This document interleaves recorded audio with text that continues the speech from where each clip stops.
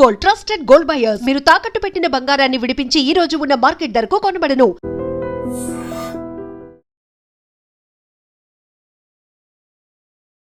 Hi hello నమస్తే, welcome to I dream media. నేను మీ శ్రావ్య.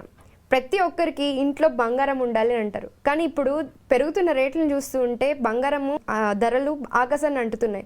So gold rate ఎలా ఉంది, గోల్డ్ మార్కెట్ ఎలా ఉంది, వీటిలన్నిటి గురించి డిస్కస్ చేయడానికి మనతో ఉన్నారు certified financial planner Subhash Babu గారు. నమస్తే సార్. నమస్తే శ్రావ్య. బాగున్నారా? బాగున్నాను, థ్యాంక్ యూ. సో ప్రతి ఒక్కరి ఇంట్లో డిస్కషన్ అయితే గోల్డ్ రేట్ గురించి నడుస్తూనే ఉంటుంది. స్టాక్ మార్కెట్ గురించి చూసినా చూడకపోయినా ప్రతి ఒక్కరు గోల్డ్ రేట్ గురించి మాత్రం ఖచ్చితంగా చూస్తూ ఉంటారు. దాని గురించి ఒకసారి చెప్పండి, ఇప్పుడు మార్కెట్ ఎలా ఉంది, ఎలా నడుస్తుంది అనే దాని గురించి. షూర్. ఇప్పుడు గోల్డ్ రేట్స్ మీరు అన్నట్టు ఇందాక ఆకాశం పైన అంటుతున్నాయి. ఇప్పుడు స్ట్రాటోస్ఫియర్ లో ఉంది. అవును, అంటే 1 lakh టచ్ అయ్యి చాలా టైం అయిపోయింది. అవును సార్. 1 lakh పైన కూడా వెళ్ళింది 24 క్యారెట్ గోల్డ్. 1,20,000 దాకా వెళ్ళింది. సో ఇంకా పెరుగుతుందా అంటే అది చెప్పడం కష్టం. ఇండికేషన్స్ చూస్తే పెరిగేలానే ఉంది నా అసెస్మెంట్లో. అసలు ఎందుకు పెరుగుతుంది కొంచెం మనం ఆలోచిస్తే మనకి అర్థమవుతుంది పెరుగుతుందా అది తగ్గుతుందా అని. 2 ఫ్యాక్టర్స్. గోల్డ్ ఒకటి, డిమాండ్ ఇండియాలో ఎక్కువ ఉంది. గ్లోబల్గా ఒక గోల్డ్ డిమాండ్ ఎక్కువగానే ఉంది. ఎందుకంటే గోల్డ్ అనేది టిపికల్గా లిక్విడ్ అసెట్ గా చూసుకుంటున్నారు అందరూ. Correct. And also hedge against uncertainty and risk. అవును. అంటే ఇప్పుడు చాలా దేశాల్లో వార్ అవుతోంది, యుక్రెయిన్, రష్యా, అది ఎప్పుడు అవుతుందో ఎప్పుడు అవుతుందో తెలియట్లేదు. ఇజ్రాయెల్ అండ్ గాజా, అక్కడ హమాస్తో వార్ అవుతోంది. ఓవరాల్గా జనరల్గా ఇంటర్నేషనల్ చాలా స్ట్రెస్లో ఉంది. ఇంటర్నేషనల్ చాలా కంట్రీస్ టారిఫ్ వల్ల కూడా ఎలా ఉంటుందో తెలియట్లేదు. ట్రంప్ ఇష్యూస్ చాలా ఉన్నాయి. ఇండియాలో కూడా మనకి టారిఫ్ క్లారిటీ లేదు.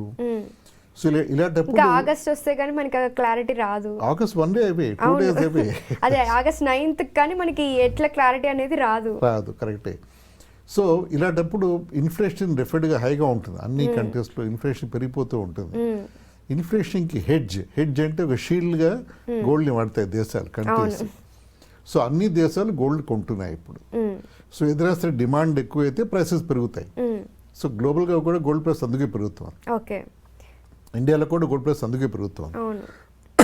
అంతేకాకుండా ఇండియాలో మనకి యాజ్ ఇట్ ఈస్గా ఇప్పుడు ఈ మ్యారేజ్ సీజన్ తర్వాత ఇవన్నీ ఉండబట్టి కూడా మనకి పెరుగుతోంది. ఇంకొక ఫ్యాక్టర్ ఏంటంటే గోల్డ్కి చాలా సంబంధం ఉంది. ఓకే. డాలర్ వీక్ అయితే ఇండియాలో మన రూపీ వీక్గా ఉంది డాలర్కి అగెయిన్స్ట్గా. సో దానివల్ల మన గోల్డ్ ప్రైసెస్ ఇండియాలో ఇంకా ఎక్కువ పెరుగుతున్నాయి. అమెరికాలో గోల్డ్ డాలర్కి లింక్ ఎలా చెప్తాను, బ్రీఫ్గా ఎక్స్ప్లెయిన్ చేస్తాను. ఒక డాలర్ ఇండెక్స్ అని ఉంటుంది. ఆ డాలర్ ఇండెక్స్ అనేది ఒక గ్లోబల్ కరెన్సీస్తో అది ఒక బాస్కెట్తో డాలర్ లింక్ అయి ఉంటుంది. జాపనీస్ యెన్, తర్వాత euro, Swiss franc, Swiss kroner, franc, French franc, వాటితో కొన్ని కరెన్సీస్తో లింక్ అయి ఉంటుంది. అది అబోవ్ 100 ఉంటే డాలర్ స్ట్రాంగ్గా ఉన్నట్టు ఆ ఇండెక్స్.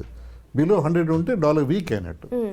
డాలర్ వీక్ అయినప్పుడు గోల్డ్ ప్రైసెస్ పడతాయి. అక్కడ పడినప్పుడు డిమాండ్ పెరుగుతుంది, దాంతో ప్రైసెస్ పెరిగిపోతాయి. సో డాలర్ పడినప్పుడు ప్రైస్ పెరుగుతుంది, గ్లోబల్గానే పెరుగుతుంది.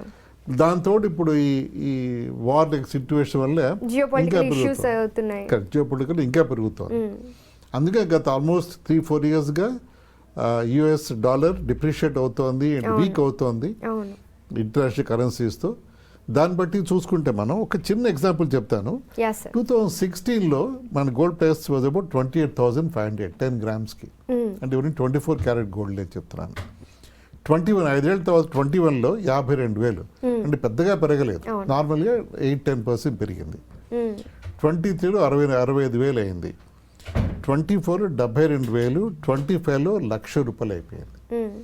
ఈ 24-25లో చాలా పెరిగిపోయింది, దాదాపు 30% పెరిగిపోయింది. దీనికి అంతా కారణం జియో పొలిటికల్ స్ట్రెస్ అండ్ టెన్షన్సే.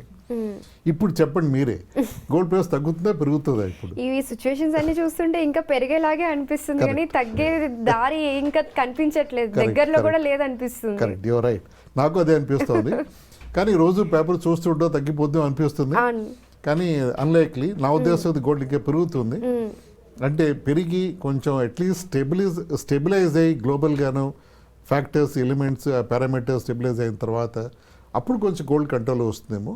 అప్పటి వరకు గోల్డ్ డెఫినెట్గా మళ్ళీ కొంచెం ఒకవేళ తగ్గినా కూడా స్టేబుల్ అయ్యేదానికి ఇప్పుడు ఈ రోజు ఉన్న ప్రైజెస్కి స్టేబుల్ అవుతుందేమో, కానీ మళ్ళీ ఒక 1,20,30 దాకా వెళ్ళి మళ్ళీ తగ్గితే ఈ రోజు ఉన్న ప్రైజెస్కి 98, 95 ఇక్కడ దాకా వచ్చి ఆగుతుందేమో, కానీ దీనికంటే తగ్గుతుందనే దారి నాకైతే కనిపించట్లేదు. మీరేమంటారు?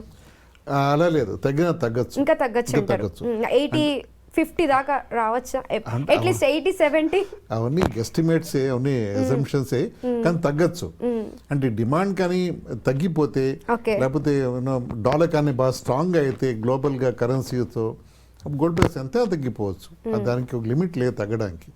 సో అలా మనం ఎక్స్పెక్ట్ చేయొచ్చు. ఒక 10%, 50% తగ్గుతుంది అనుకోవచ్చు. హోప్ అయితే చేయొచ్చు మనం. ఓకే దాని కారణం కూడా ఉంది మనకి హోప్ చేయడానికి. ఓకే, అది కూడా ఉందా సార్? చెప్పండి, ఏది రీజన్స్ అంటే తగ్గేదానికి?